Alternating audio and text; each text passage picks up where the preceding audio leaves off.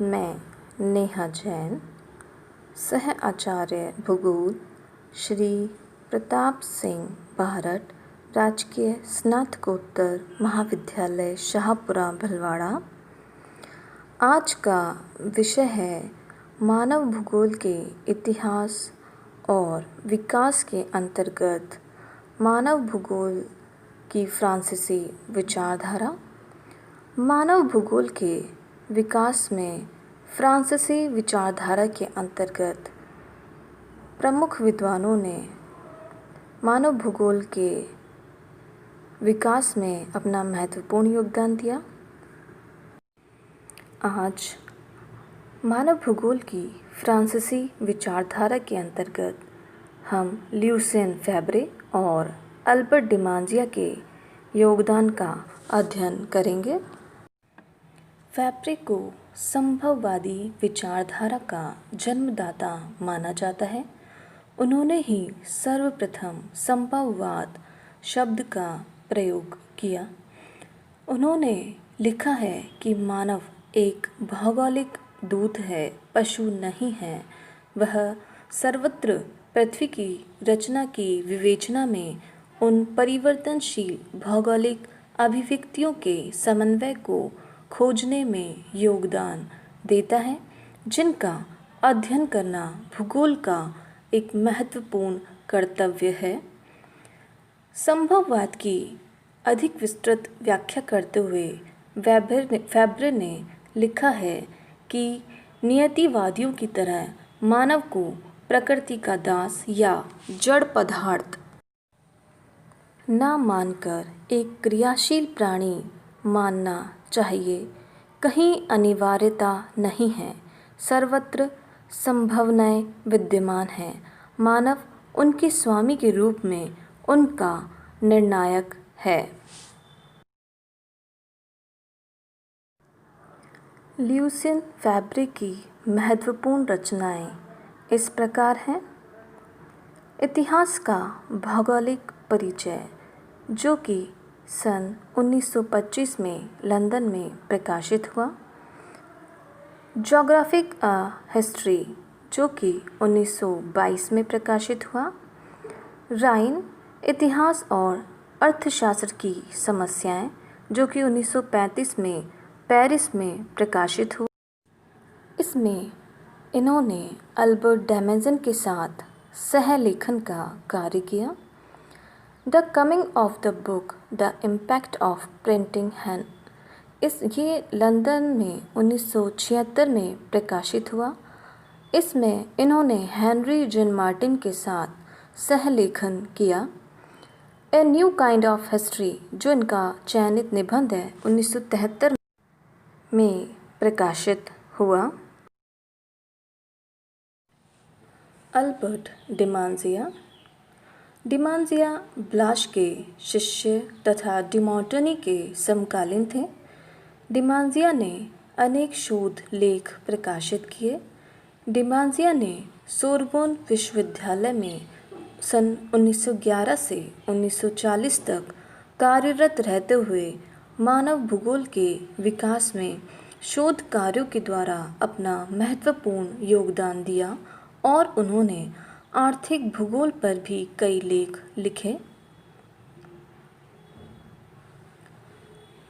उनके मरणोपरांत सन 1942 में उनकी महत्वपूर्ण रचना मानव भूगोल की समस्या प्रकाशित हुई। डिमांजिया ने ग्रामीण पूर्वों कृषि व्यवस्थाओं पर भी शोध किए। डिमांजिया ने मानव भूगोल के सिद्धांतों का विवेचन करते हुए वातावरण निश्चयवाद की विचारधारा को अस्वीकृत किया। अल्बर्ट डिमांजिया की महत्वपूर्ण रचनाएं इस प्रकार हैं। पिकार्डी का प्रादेशिक भूगोल सन 1905 में प्रकाशित हुआ। यूरोप का ह्रास सन 1920 में प्रकाशित हुआ।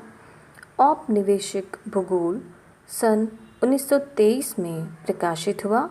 मानव भूगोल की समस्याएं सन 1942 में प्रकाशित हुई। फ्रांस का आर्थिक भूगोल सन 1946 में प्रकाशित हुआ। ग्रामीण बस्तियों पर इन्होंने अनेक शोध लिखे। फ्रांस की मानचित्रावली।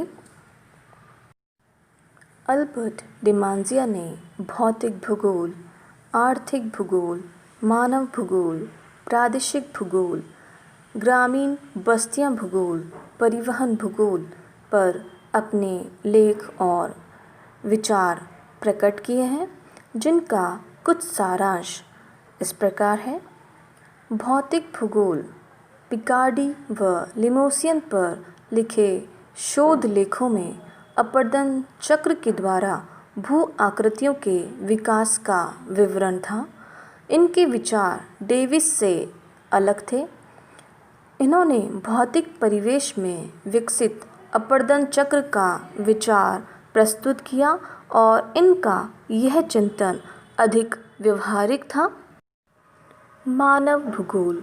1942 में इन्होंने मानव भूगोल की समस्याएं नामक पुस्तक की रचना की। यह पुस्तक मानव भूगोल पर अनेक लेखों का संग्रह थी। इन्होंने मानव भूगोल को परिभाषित करते हुए बताया कि मानव भूगोल मानव समूह का उनसे भौगोलिक वातावरण के संबंधों का अध्ययन करने वाला विषय है। इन्होंने मानव पर प्रकृति के प्रभुत्व को स्वीकार नहीं किया, बल्कि मानव को वातावरण में परिवर्तन करने वाला प्रमुख कारक माना।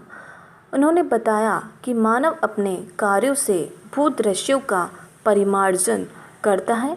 एक उदाहरण के द्वारा इन्होंने स्पष्ट किया कि उपजाऊ भूमि पर ही कृषि उत्पादन अधिक मात्रा में होता है, बल्कि मानव ने सिंचाई सुविधाओं के विचार द्वारा कम उपजाऊ भूमि से उत्कृष्ट उत्पादन प्राप्त कर लिया है। संचार के साधनों का विकास, पाताल तोड़ कुओं का निर्माण, कृषि पौधों की नई नई प्रजातियों का विकास मानव की वातावरण पर विजय के ही उदाहरण हैं।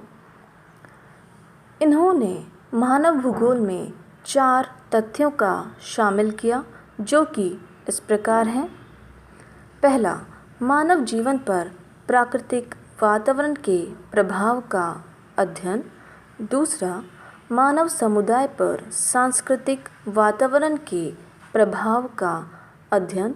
तीसरा, पृथ्वी तल पर प्राकृतिक वातावरण के अनुरूप मानव समूह के वितरण का अध्ययन। चौथा, मानव द्वारा पृथ्वी तल पर स्थापित अनेक सांस्कृतिक भूदृश्य जैसे बस्ती, सड़कें, आवास, खेत आदि। ग्रामीण बस्ती भूगोल। इन्होंने अपनी पुस्तक ज्योग्राफिक यूनिवर्सल में फ्रांस की छोटी ग्रामीण बस्तियों का वर्गीकरण और उनका मानचित्रण किया।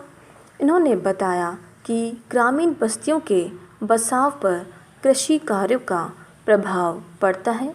ग्रामीण पूर्वे कृषि प्रजातियों पर भी इन्होंने अपने विचार प्रस्तुत किए। बस्तियों के विकास में ऐतिहासिक कारकों को इन्होंने विश्लेषित किया।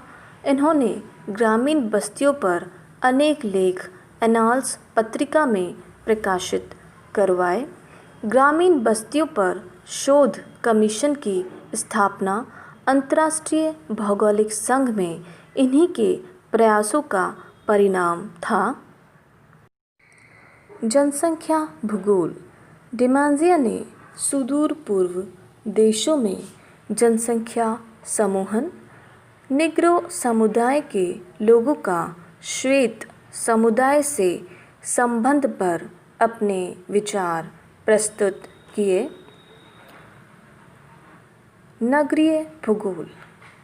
नगरों के अध्ययन में भी डिमांजिया की रुचि थी।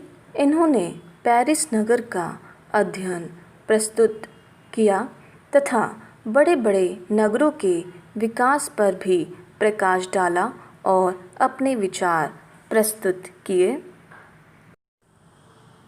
अल्बर्ट डिमांजिया ने अध्ययन विधि के अंतर्गत आगमनात्मक विधि और ऐतिहासिक विकास जैसे विचारों को अपनाया। अल्बर्ट डिमांजिया ने मानवीय क्रियाकलापों द्वारा परिवर्तनशील भौगोलिक परिवेश की संकल्पना की भी स्पष्ट विवेचना की और बताया कि मानव भूगोल के अध्ययन में भौतिक तथा प्रादेशिक क्षेत्रों को आधार मानना चाहिए। ये थे ल्यूसिन फैब्रे और अल्बर्ट डिमांजिया, जिन्होंने अपने विचारों, अपनी पुस्तकों आदि के आधार पर मानव भूगोल के क्षेत्र को विस्तृत और व्यापक बनाने में अपना महत्वपूर्ण योगदान दिया।